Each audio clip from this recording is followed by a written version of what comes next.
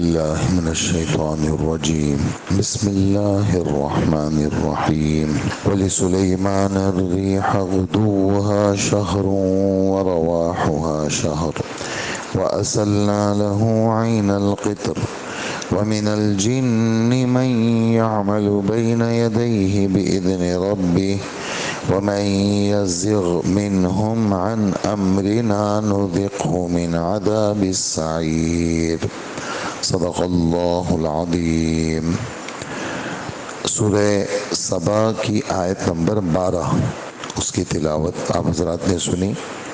حضرت داؤد علیہ السلام کے معجزات کے بعد حضرت سلیمان علیہ السلام، داؤد علیہ السلام والد صاحب ہیں، سلیمان علیہ السلام ان کے بیٹے ہیں. اور سلیمان کے لیے ہم نے ہوا کو تابعدار بنا دیا تھا. اس کا صبح کا سفر بھی 1 مہینے کی مسافت کا ہوتا تھا اور شام کا سفر بھی 1 مہینے کی مسافت کا. اور ہم نے ان کے لیے تانبے کا چشمہ بہا دیا تھا. اور جنات میں سے کچھ وہ تھے جو اپنے پروردگار کے حکم سے ان کے آگے کام کرتے تھے. اور ہم نے ان پر یہ بات واضح کر دی تھی کہ ان میں سے جو کوئی ہمارے حکم سے ہٹ کر ٹیڑھا راستہ اختیار کرے گا ہم بھڑکتی ہوئی آگ کا مزہ چکھائیں گے. یہ 3 معجزات کا بیان حضرت سلیمان علیہ السلام کے لیے، اور بات وہی سابقہ چل رہی ہے آپ کے سامنے کہ موت کے بعد دوبارہ کی زندگی، جب بدن مٹی کے اندر مل جائیں گے اور قیامت کے اندر دوبارہ ان کو کیسے زندہ کریں گے. تو کافروں نے یہ جملہ کہا کہ بھئی کیسے زندگی ہوگی. اس پر اللہ پاک فرما رہے ہیں کہ ناممکن سے ممکن کو بنا دینا یہ ہمارا کام ہے. اس میں حضرت داؤد علیہ السلام کے معجزات سنے آپ حضرات نے. اور آج کا جو سبق ہے وہ سلیمان علیہ السلام کے معجزات کا بیان ہے. اور یہ جو معجزہ آپ نے سنا اس کے بارے میں حسن بصری رحمۃ اللہ علیہ فرماتے ہیں کہ ہوا یہ ایک مرتبہ کہ یہ گھوڑوں کا معائنہ کر رہے تھے.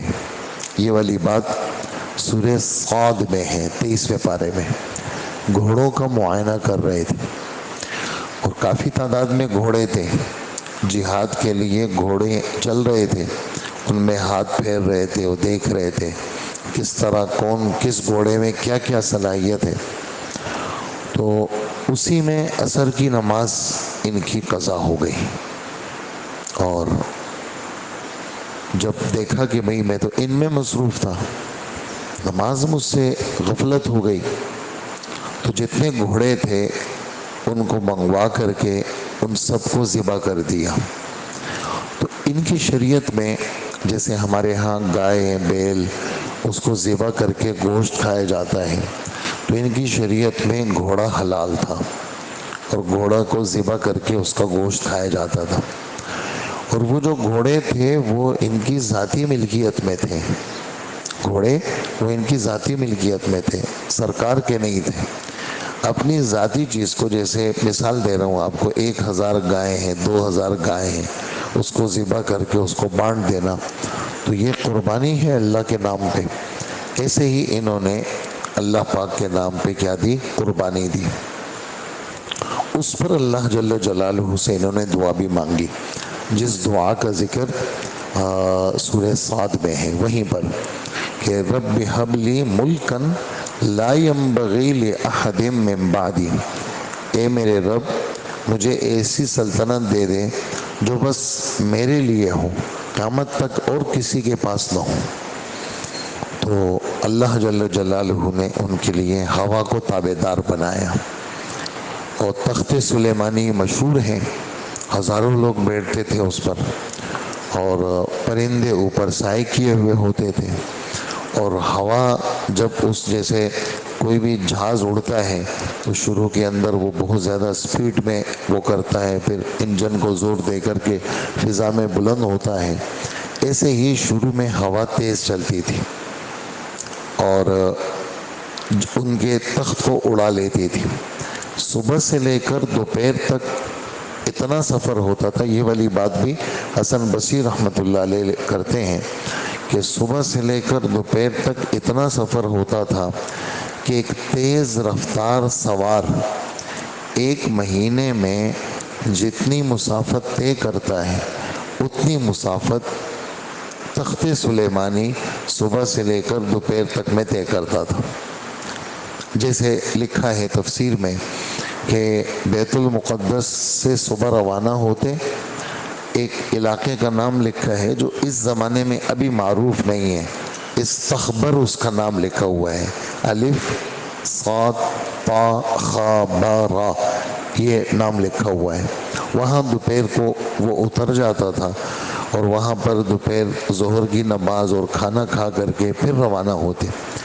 پھر ان کا اگلی منزل کابل ہوتی تھی، افغانستان میں جو کابل ہے وہاں پر ہوتی تھی، وہاں پر رات گزارتے تھے۔ تو یہ بہت بڑے بڑے فاصلے ہیں۔ تو یہ اس تخت سلیمانی کے اوپر یہ فاصلے طے ہوتے تھے۔ تو صبح کے وقت میں اتنا سفر ہوتا تھا جتنا ایک مہینے میں طے کیا جاتا ہے، شام کے وقت میں اتنا سفر ہوتا تھا جتنا ایک مہینے میں طے کیا جاتا ہے۔ یہ کیا ہے؟ یہ معجزہ ہے۔ اور دوسرا معجزہ یہ تھا کہ تانبا، ہم دیکھتے ہیں دنیا میں دھات ہوتی ہے، جیسے پیتل ہے، تانبا ہے، لوہا ہے، مختلف قسم کی چیزیں بنتی ہیں، سلور کے برتن، سٹیل کے برتن، ہاں مختلف چیزیں بنا کرتی ہیں مختلف دھاتوں سے۔ تو اس زمانے میں تانبا اللہ پاک نے اس کو ان کے لیے ایسا بنا دیا جیسے پانی ہوا کرتا ہے۔ تو تانبے کا چشمہ جاری ہو گیا، جو گرم بھی نہیں تھا کہ بھئی ہاتھ لگاؤ تو ہاتھ نہیں لگا سکے، اور کتنا بڑا تھا کہ 3 دن کی مسافت، یعنی یہاں سے نکلا اتنا دور جتنے دور سواری پہ سوار آدمی 3 دن میں پہنچ سکے۔ تقریباً آپ سمجھے 3 دن میں اس زمانے کا جو سفر تھا وہ آج کل کے تقریباً 75 کلومیٹر بنتا ہے، 48 میل بنتا ہے۔ تو اتنے فاصلے پر یہ چشمہ نکلتا تھا اور ایسے جاتا تھا۔ اچھا، اس کا علاقہ لکھا ہے کتابوں میں، یمن کا ملک ہے، اور یمن کے ملک کے اندر جو اس کا دارالخلافہ ہے صنعاء، تو وہاں پر یہ چشمہ جاری ہوا تھا۔ تو اللہ پاک فرماتے ہیں ہم نے ان کے لیے اس تانبے کے چشمے کو ہم نے جاری کیا ان کے لیے، جس سے اس تانبے کو یہ جمع کر کے اس سے مختلف قسم کے برتن، مختلف قسم کی چیزیں بناتے تھے۔ یعنی اس کو الگ سے آگ میں پگھلانا نہیں پڑتا تھا، بلکہ وہ پگھلا ہوا تانبا ہم نے اس کا چشمہ ان کے لیے جاری کیا ہوا تھا۔ 2 معجزے ہو گئے۔ تیسرا معجزہ یہ ہے کہ جو جنات ہیں وہ ان کے ہم نے تابع دار بنا دیے تھے۔ جنات اللہ کے حکم سے ان کے آگے آگے کام کرتے، جیسے نوکر کام کرتے، اور جنات کا تابع دار ہو جانا اللہ کے حکم سے یہ کوئی ایسی بات نہیں ہے جو کیا ہو، ناجائز ہو۔ اس لیے کہ حضرات صحابہ کرام میں سے بعض کے نام آتے ہیں، ان کے عجیب عجیب قصے آتے ہیں۔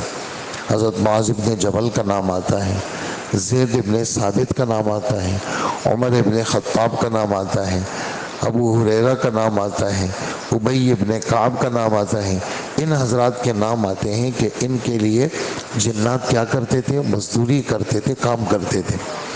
ایسے ہی ہمارے یعنی حنفی عالم ہیں علامہ بدر الدین شبلی حنفی، انہوں نے کتاب لکھی ہے احکام المرجان فی احکام الجان، یہ کتاب کا نام ہے، جس میں جنات کے بارے میں کافی ساری چیزیں انہوں نے لکھی ہوئی ہیں، اور بہت سارے لوگوں کے نام لکھے ہیں، مسلمانوں کے بھی غیر مسلموں کے بھی، کہ جنہوں نے جنات کو تابع دار بنا کر کے ان سے خدمات لی ہے۔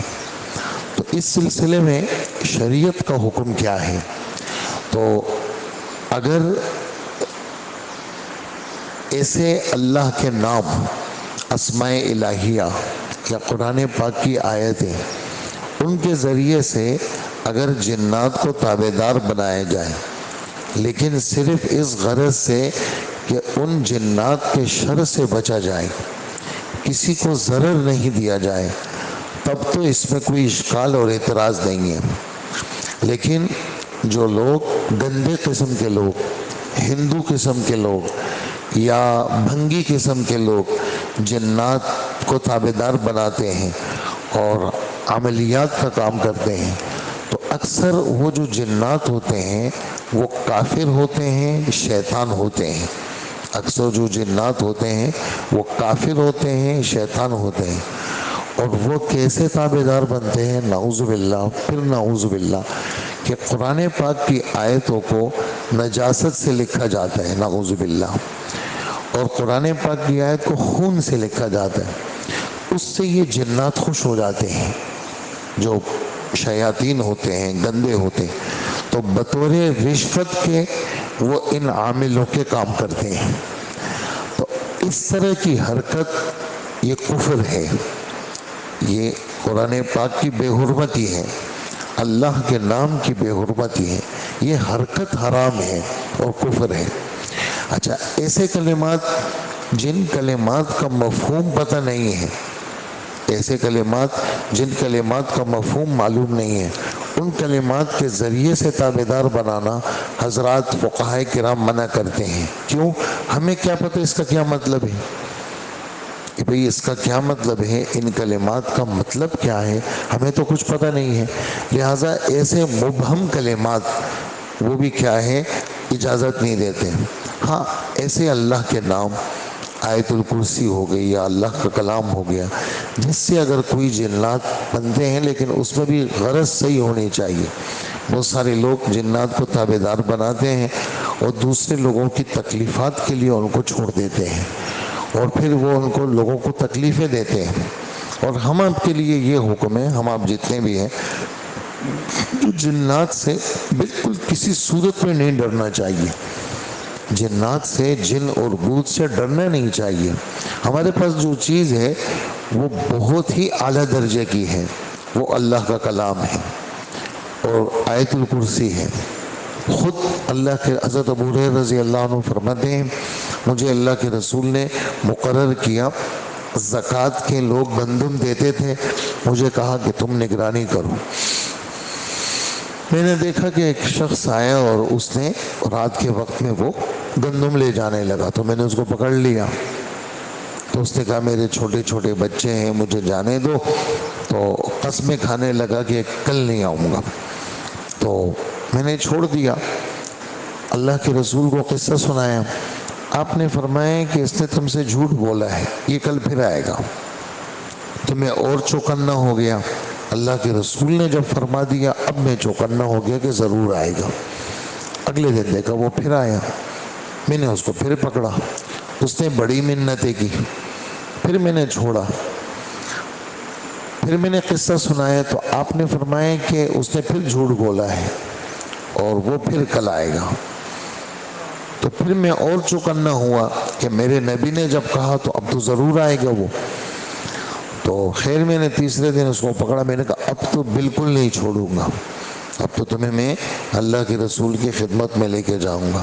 تو اس نے کہا کہ میں تمہیں ایک عمل بتاؤں، مجھ جیسے اور میرے ہم نوا جو شر والے لوگ ہیں ان سے تمہاری حفاظت ہوگی کہ جب بھی رات کا وقت آئے یا پہرے کا ہو، کوئی بھی ہو، ایک دفعہ آیت الکرسی پڑھ لیا کرو، بس تمہاری حفاظت ہوگی۔ تو پھر میں نے چھوڑ دیا۔ تو پھر اللہ کے رسول صلی اللہ علیہ وسلم کو قصہ سنایا، آپ نے فرمایا کہ تمہیں پتہ ہے ابو ہریرہ کہ یہ 3 راتوں سے تمہاری کس سے ملاقات ہو رہی ہے؟ میں نے کہا مجھے تو پتہ نہیں ہے۔ آپ نے فرمایا یہ 3 راتوں سے شیطان آ رہا ہے تمہارے پاس، اور شیطان ہے تو پرلے درجے کا جھوٹا، لیکن آج اس نے سچ کہا ہے۔ اور جو شخص بھی آیت الکرسی کی پابندی کرے گا، شیطان اس کے قریب نہیں آئے گا۔ اسی طرح شیطان کہ بھگانے کے لیے بسم اللہ کا جو ہتھیار ہے یہ سب سے زبردست ہے۔ کسی بھی کام کو شروع کریں ہر وقت ہماری زبانوں پہ بسم اللہ ہو، یعنی ہم آپ شیطان جنات اس سے گھبرانے کی، ڈرنے کی یا بچوں پر آنے کی بالکل گھبرانے کی ضرورت نہیں ہے۔ ہمارے پاس آخری صورتیں آیت الکرسی، سورہ فاتحہ، قرآن پاک، مستون دعائیں، یہ چیز اتنی جاندار ہے، اتنی مضبوط ہے۔ باوضو رہنا، اب اگر آپ ناپاک رہیں گے، حالت جنابت میں رہیں گے، ہر وقت بے وضو رہیں گے، ہر وقت بدبو آئے گی، تو شیطان کو بدبو سے محبت ہے۔ جہاں بدبو، جہاں ناپاکی، وہاں شیطان، جہاں خوشبو اور جہاں باوضو رہنا، جہاں پاک رہنا، تو وہاں پر شیطان کسی صورت میں آدمی کے اوپر قبضہ نہیں کر سکتا۔ تو یہ شیطان کے بارے میں، جنات کے بارے میں کچھ باتیں تھیں جو آپ حضرات کو سنائی ہم نے۔ تو حضرت سلیمان علیہ السلام کے لیے یہ مزدوری کرتے تھے، اس مزدوری کی مزید تفصیل آیت نمبر 13 میں ہے، وہ انشاءاللہ ہمارا اگلا درس ہوگا۔ اور پھر فرمایا کہ یہ تو اللہ کے حکم سے تابعدار تھے، اور اگر گڑبڑ کریں گے تو ان کو سزا دیں گے۔ تو دنیا کے اندر روایتوں میں آتا ہے کہ فرشتوں کو اللہ نے مقرر کیا تھا کہ جہاں کہیں وہ جنات گڑبڑ کرتے تھے، فرشتوں کے پاس آگ کے کوڑے ہوتے تھے تو ان کو مارتے تھے۔ تو کسی کے ذہن میں یہ بات نہ آئے کہ بھئی وہ تو خود آگ ہے، آگ ان کو کیا نقصان پہنچائے۔ تو اس کا جواب یہ ہے کہ انسان مٹی سے بنا ہے، اس کو اگر کوئی زوردار پتھر مارے لگتا ہی نہیں، لگتا ہے، لگتا ہے، حالانکہ یہ بھی مٹی ہے، پتھر بھی مٹی ہے، پتھر بھی مٹی، یہ بھی مٹی، پھر کیوں لگتا ہے؟ تو جیسے انسان کو مٹی لگتی ہے، ایسے ہی جنات کو آگ کے کوڑے اثر کرتے تھے، تو وہ ان کو فرشتے ان کو کیا دیتے تھے؟ سزا دیتے تھے۔ اور جو نافرمانی کرے یعنی کافر بن جائے تو ہم ان کو پھر دوزخ کی سزا بھی دیں گے۔ تو دونوں باتوں کی طرف اشارہ ہے، دنیا کی سزا کی طرف بھی اور آخرت کی سزا کی طرف بھی۔ باقی شیاطین جنات کیا کیا چیزیں کرتے تھے وہ اگلی آیت میں اس کا بیان ہے۔ اللہ پاک عمل کی توفیق عطا فرمائے۔ الحمدللہ رب العالمین۔